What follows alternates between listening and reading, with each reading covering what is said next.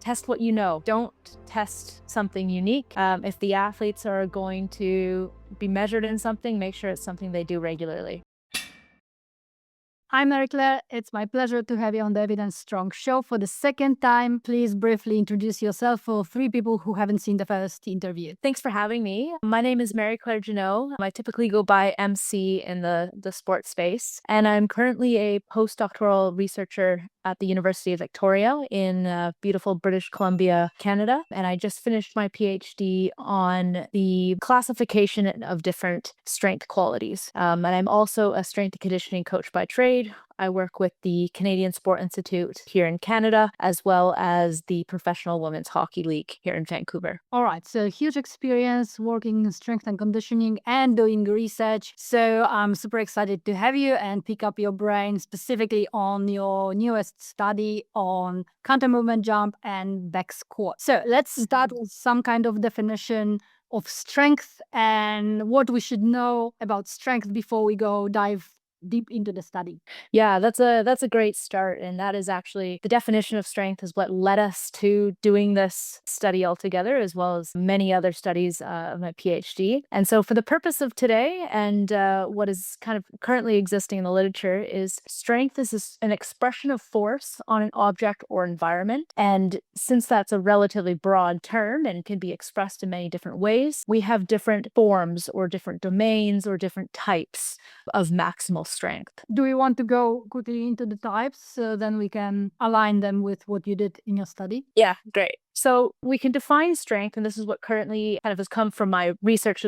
through my PhD, is there are 4 different main types of strength: reactive strength, light dynamic strength, heavy dynamic strength, and isometric strength. And within those 4 domains, there are subdomains. So for instance, within isometric strength, we have early isometric strength and maximal isometric strength. Within the dynamic strengths, we have timing, a force, and an outcome variable. And within reactive strength, we have timing and outcome variables. So those subdomains kind of shift depending on the population that you're assessing, but that's the general rule of thumb as we come from our research. So your approach to strength is very analytical, but also very, very rooted in practice. So we want to get the athletes stronger, but we also want to test them in a way that doesn't make them tired, sore, and so on, does not pose a risk of injury, but allows us to kind of guess that they are getting better, getting stronger, or not. And from my area, which is Olympic weightlifting, we know that both a counter movement jump and back squat are correlated with weightlifting performance and are often used to test whether the athlete is progressing in the case when we can't or don't want to test them on Olympic weightlifting movements. So that's the broader context. Now, why you study? What were you trying to do and why? Yeah, I mean, you make some good points here. One being that we don't always want to devote an entire training session to testing. And we don't necessarily want that to be a separate entity. And we're kind of leaning towards informing practices of monitoring training and different tests and different exercises we can use to effectively measure those exercises and use that to track progress. And so you make 2 really good examples there of a 1-rep max squat, back squat, and a counter movement jump as proxy measures or measures of different expressions of strength to understand progress. And there's a recent trend right now kind of in practice that we don't necessarily need all of these tests. We want to capture the range of strength expressions that are available, but we want to do so in the fewest number of tests that we can and tests that we can also use for training purposes. So if you don't have a back squat in your, heavy,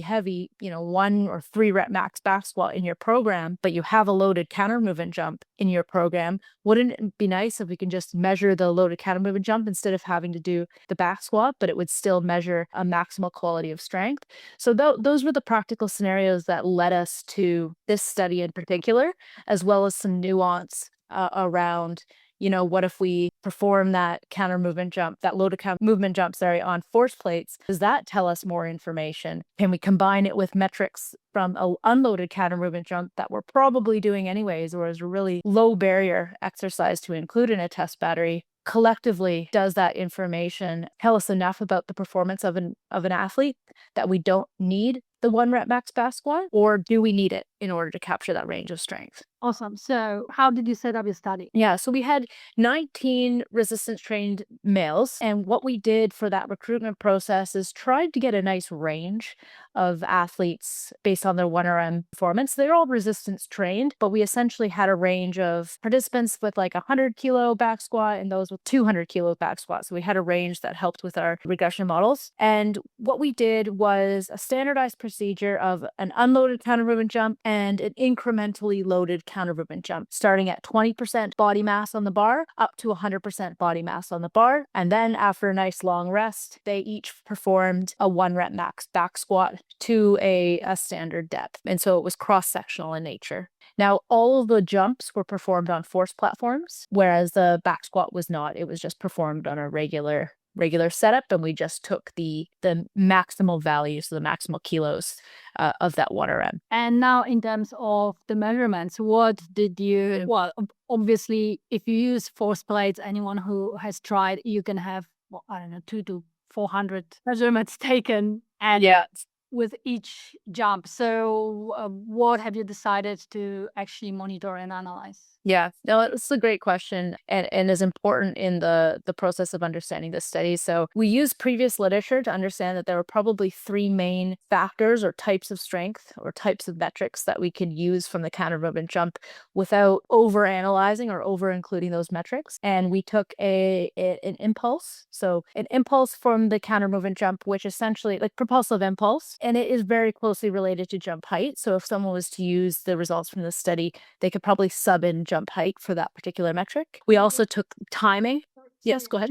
Could we just define the impulse? Yes. So it is the force produced over time in the concentric or propulsive phase of the counter movement. So if you actually take the eccentric impulse, it actually cancels itself out when you go through the unweighing and the braking phase. So if you look at a total impulse in a counter movement jump, it actually equates to the propulsive aspect of that action. So that's the pushing upwards from the braking to when you leave the ground. The amount of force over time that you produce in that section of the jump is what we measured. And that is directly proportional to jump height, as a lot of the jump height equations, and considered the most appropriate equation used to generate jump height from a force plate, is the impulse momentum method. So it uses that impulse to calculate jump height. So they're very closely related. Another metric that we used was timing of the jump. So we used eccentric duration, as it was had the most variance across participants, and that was used as a timing factor of the counter movement jump. We also used force. So some people call it kind of the driver aspect of a counter movement jump, but essentially we used net propulsive force as another unique factor for the counter movement jump. So those were the 3 main domains of strength that we had metrics represented from the counter movement jumps that we used in the regression models, both in the unloaded and each of the loaded tasks. And the kilograms for the back squat. And kilos for the back squat, yes. A secondary aim was looking at the intact waveforms. Right, let's talk about it. Okay, great. So this one is a little bit more complicated, but I'm hoping it'll make sense. So a secondary aim of this study was to investigate the changes in force patterning between the loaded jump conditions. So with the practical scenario of, if we are faced with a situation where the metrics from any of the loaded jumps contribute to the same amount of explained variance, 1 rep max back squat, or kind of, we consider it to represent a similar expression of strength. Therefore, maybe we can choose any of the loaded jump conditions that are more suitable for our athletes. We wanted to provide the practitioner with some information on how different those loaded jumps were, so that we can start to decide which one we want to use for training and testing that best matches our sport or training demands. And so one approach to this question was to look at the intact waveform. So that is the non-broken down force time curve, and seeing if there are statistical differences between the whole jump over time. Now, we did something called time normalized the curves. So let's say there was a 20% counter movement jump and then a 40% body weight counter movement jump. If the jump was just slowed down, so that is the exact same force patterning, everything was just a little bit slower, which is something that we hypothesized, then the curves would look exactly the same if they were time normalized. What we found, though, is that when we did time normalize the curves, there were different strategies involved with performing that jump. So those who, even with the addition of 20% of body mass, there were changes in the way athletes were unloading and loading onto the bar in order to jump as high as they could. Now, we did use non-standardized jump depth, which I think in future research, it would be beneficial to see if these changes did exist with a standardized depth.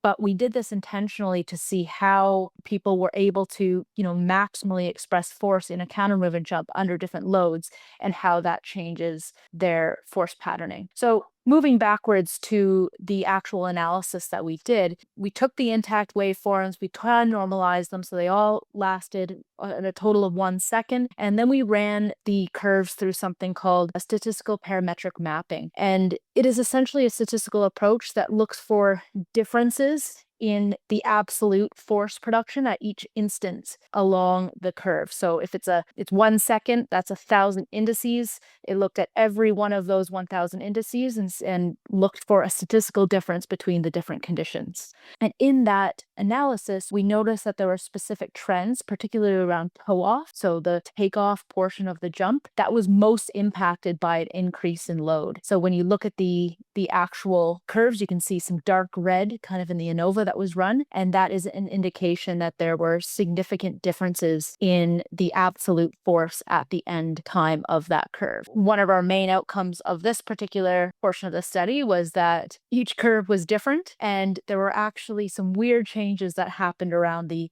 heavier loads. So between the 80% and the 100% body mass condition, we found that strategy was changed quite a bit in a sense where maybe the athletes that we had in this study weren't super accustomed to maximally expressing force under the condition of 100% body mass jump. So that led us to some understanding of, okay, the athletes have to know how to perform the task quite well in order for us to use it as a performance measure. Just while listening, would it mean that the athletes adjust their strategy and how they perform counter movement jump right at the end? So everything at the beginning, the dip, let's say, go ahead down, is pretty similar, and then where they're supposed to go up, that's where everything changes? At the beginning, so with the small loading of weight, that seemed to be the most impacted section was at the toe off, but as a little bit more weight was added, the braking portion was also greatly affected. So, and that wasn't super surprising because the extra load of that weight in the braking and the rate of force in total force that you have to develop in that segment should theoretically change unless you are really, really, really strong in that position. But interestingly, yeah, the toe off was a little bit more affected by smaller amounts than the eccentric loading in this population. Right. What else? What else have you found? So with the regression models, so we took those 3 metrics from each of the counter movement jumps, and to understand the shared variance essentially between the loaded counter movement jumps and the 1 rep max, we used multiple regression models. And what we found were, first of all, both timing and force. So timing and force in the counter movement had very, very little influence on 1 rep max performance, meaning that those who are good at each of those aspects of the counter movement were not necessarily good at 1 rep maxes. But the impulse, so as I mentioned earlier, the impulse is greatly associated with jump height. So that actually had a strong correlation to 1 rep max back squat and contributed most to the regression models. And we found that there was a range from about 30% shared variance to 66% shared variance. So in the 80% body mass counter movement jump, that the jump height or the impulse measured from that condition explained up to 66% of variance in the 1 rep max back squat. So that leaves a good chunk of variance that's unexplained. And so that kind of led us to the conclusion that, yeah, okay, there is definitely some similarity here, but we can't fully replace the 1 rep max back squat if that particular strength characteristics is important to you. We cannot fully replace it just by using metrics from the loaded counter movement jump. We also found that combining both an unloaded counter movement jump impulse and an impulse from another loaded counter movement jump did not improve the model performance at all. And the reason we did this was you're likely going to do an unloaded counter movement jump anyways in a strength assessment because it's super accessible. Most people can do it. It's almost included in warm up. So why not include it in our models to see if it helps the performance? It did not.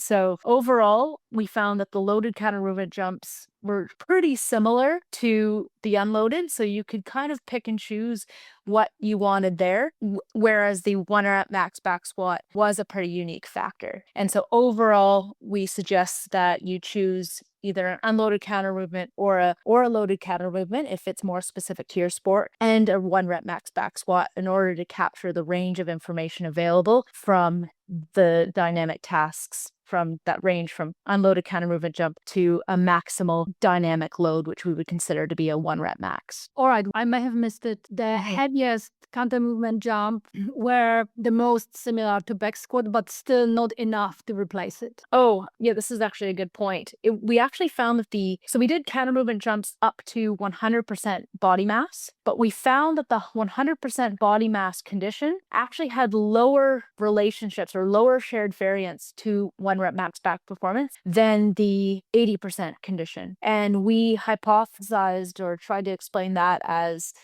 we don't think that the athletes included in this study were super comfortable with the 100% body weight condition, and that could have led to maximal expression of force not to be optimized in that condition. So they weren't super accustomed to it, and so performing that task didn't necessarily allow them to have a maximal expression of force. It was more just figuring out how to do the movement and move under that load. And so that lends to our larger discussions when we're selecting one test over the other, which is make sure that your athletes or your participants or whatnot know how to perform the task prior to using it for monitoring or testing purposes. It also lends us more to the discussion around selecting a task that you would do anyways in the weight room or as part of your training, because chances are the athlete knows how to perform that over some unique tasks that you only use for monitoring or testing purposes. So overall, that was one of the main conclusions as well. Something that came from our research is that it's almost not sports specific, a lot of these things, but who your strength and conditioning coach is, what kind of tests and what kind of exercises you do with your strength and conditioning coach might be more indicative of how well you're trained for different exercises, not necessarily your sport. With that said, though, there are, specific trends. You wouldn't necessarily have a super heavy counter movement jump in sports that don't involve moving other mass, So yeah, it would be sports specific. And I think these results can still help decisions in those cohorts where it is maybe only up to 50% body mass that you're doing a loaded counter movement jump, but you prefer doing that over a 1 rep max back squat. You now know that you can adequately predict up to 60% of that variance using a slightly lighter load. You don't necessarily need to go all the way up to 100%, or the benefit of going from 40% to 80% is only 3% or whatever it is of more explained variance. So you can maybe make better decisions around there as well. Right.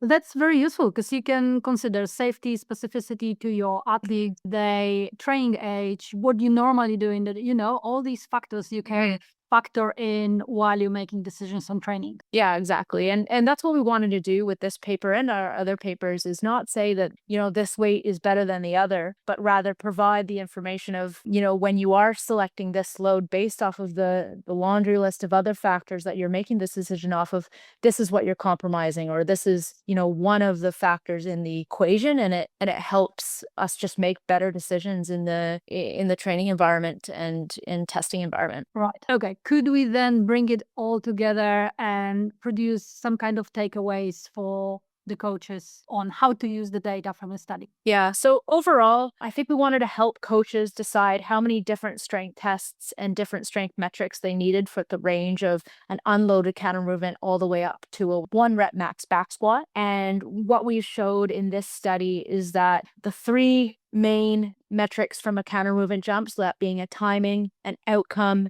and a force metric need to be measured through a counter movement jump variant, and a 1 rep max back squat is needed in order to count for the range. We can't necessarily have miss one or two of those in order to count for the whole range. Additionally, we might not need a loaded counter movement jump. The combination of an unloaded counter movement jump and 1 rep max back squat does a pretty good job of collecting the range, at least in recreational individuals, and further research is needed to explore whether that's the case in more trained individuals. Awesome. And usually I finish with 2 short questions. And today I will ask you to, maybe you are an expert in strength. So what is one nugget of knowledge you want all the coaches to know about strength? The biggest thing I would say, and I'm going to lean on the strength testing side, is test what you know. Don't test something unique. If the athletes are going to be measured in something, make sure it's something they do regularly. Awesome. And last question is where people can find you online if they want to